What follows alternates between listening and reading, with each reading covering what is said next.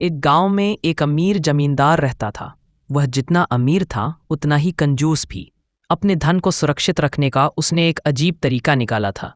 वह धन से सोना खरीदता और फिर उस सोने को गलाकर उसके गोले बनाकर अपने एक खेत में एक पेड़ के नीचे गड्ढा खोदकर डाल देता था। रोज खेत जाना और गड्ढे को खोदकर सोने के गोलों की गिनती करना उसकी दिनचर्या का हिस्सा था। इस तरह वह सुनिश्चित करता था कि उसका सोना सुरक्षित है। एक दिन एक चोर ने कंजूस आदमी को गड्ढे में से सोना निकालकर गिनते हुए देख लिया। वह छुपकर उसके जाने का इंतजार करने लगा। जैसे ही कंजूस आदमी गया, वह गड्ढे के पास पहुंचा और उसमें से सोना निकालकर भाग गया। अगले दिन जब कंजूस आदमी खेत में गड्ढे के पास पहुंचा तो सारा सोना नदारद पाकर रोने पीटने लगा। उसके रोने की आवाज वहां से गुजरते एक राहगीर के कानों में पड़ी तो वह रुक गया। उसने कंजूस आदमी से रोने का कारण पूछा तो कंजूस आदमी बोला, मैं लुट गया, बर्बाद हो गया, कोई मेरा सारा सोना लेकर भाग गया, अब मैं क्या करूंगा? सोना किसने चुराया, कब चुराया?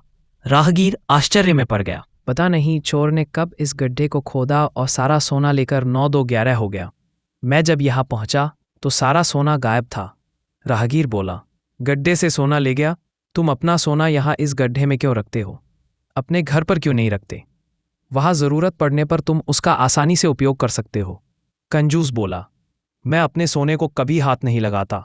मैं उसे सहेज कर रखता हूँ और हमेशा रखता, यदि वो चोर उसे चुराकर नहीं ले जाता। यह बात सुनकर राहगीर ने ज़मीन से कुछ कंकड़ उठाए और उसे उस गड्ढे में डालकर बोला, यदि ऐसी बात है तो इन कंकड़ों को गड्ढे में डालकर गड्ढे को मिट्टी ढक दो और कल्पना करो कि यही तुम्हारा सोना है, क्योंकि इनमें और तुम्हारे सोने में कोई अंतर नहीं है।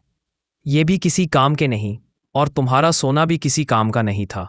उस सोने का तुमने कभी कोई उपयोग ही नहीं किया, नहीं करने वाले थे।